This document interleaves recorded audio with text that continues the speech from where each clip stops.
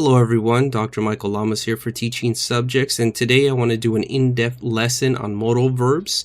So modal verbs are essential in English as they allow us to express possibility, permission, ability, and necessity. And by the end of this lesson, you'll understand these verbs better and also learn to use them more effectively in various contexts. So with that, let's start. So modal verbs are a specific type of auxiliary verb that helps us express nuanced meanings. Think of them as tools to show attitudes or intentions like possibility, necessity, permission, or ability. And some of the most common modal verbs are the words can, could, may, might, must, shall, should, will, and would. And you'll see these often in both spoken and written English. And today the goal is to understand the unique characteristics of these verbs and how to use them correctly in sentences to convey the exact meaning we want. Now, modal verbs are quite different from other verbs because they don't stand alone. They work alongside a main verb to modify its meaning, which is why they're often called helper verbs. Modal verbs have some unique characteristics that distinguish them from regular verbs. So first, you'll notice that modal verbs never take an S ending, even in the third person singular. For example, we say he can swim, not he cans swim. Also, modal verbs do not have an infinitive form. This means that they don't appear as to can or to must. Instead, we use them with the base form of another verb like can go or must see. And finally, they often express the speaker's attitude or opinion about the action. So for instance, saying you should see a doctor expresses an opinion, while you must see a doctor expresses a strong sense of necessity. Okay, so now let's explore the main functions of modal verbs. So each type of modal verb has its own primary purpose. So first, we use the word can and could to show ability. So for example, she can dance well. And next we have may and might, which expresses permission. So for instance, you may enter the room is a polite and formal way of granting somebody permission. We also use must and should to express obligation or necessity. So when I say we must be on time, I'm highlighting the importance of punctuality. And lastly, might and could are often used to discuss probability or possibility. Like it might rain today, which conveys uncertainty. These functions of modal verbs are useful to adjust the tone of what we're saying depending on the level of formality, politeness, or certainty we want to convey. Now, modal verbs also communicate varying levels of certainty, like the words must and will suggest a high degree of certainty. So for instance, if I say he must be the one who left early, I'm quite certain about my assumption. Then we have the words should and ought to, which suggests medium certainty. Saying she should arrive soon implies that we expect her, but there's a small possibility she won't. And finally, the words might, could, and may indicate low certainty. So for example, they might join us later shows there's a chance they will come, but we are still unsure if they will or not. Now, understanding these distinctions helps us be more precise and considerate with our language, especially in professional or academic settings.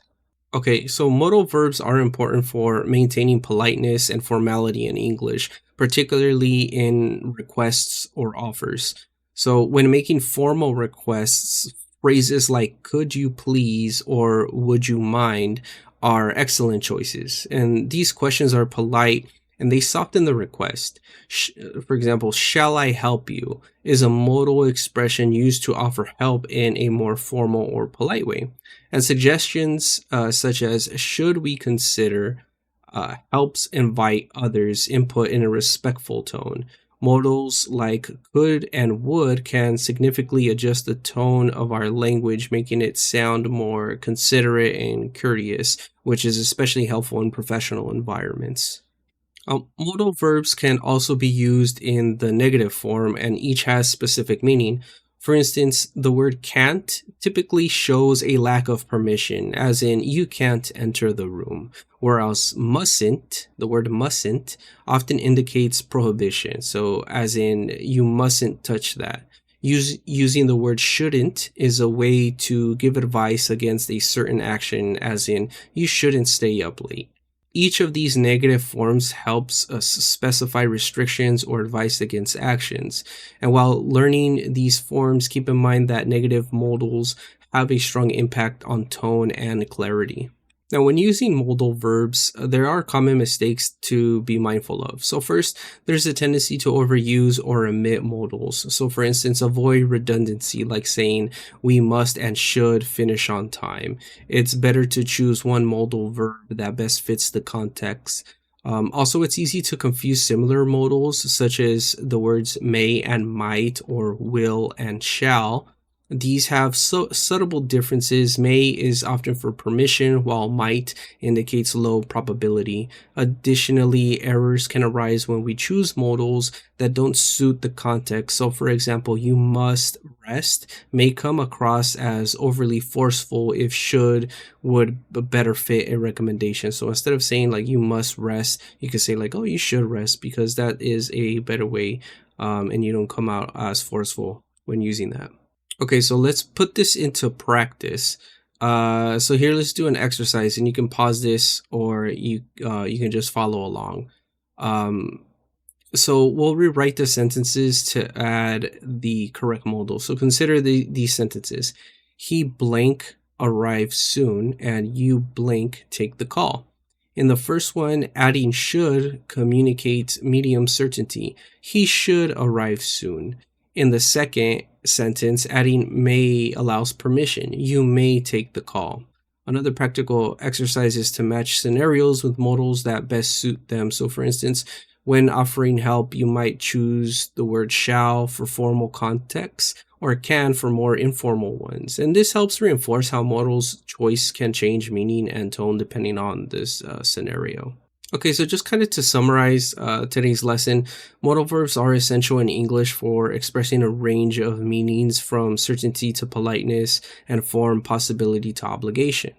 Now, choosing the right modal verbs helps us communicate effectively and clarify our intent, and they also enable us to modify tone, which is essential in both professional and personal interactions.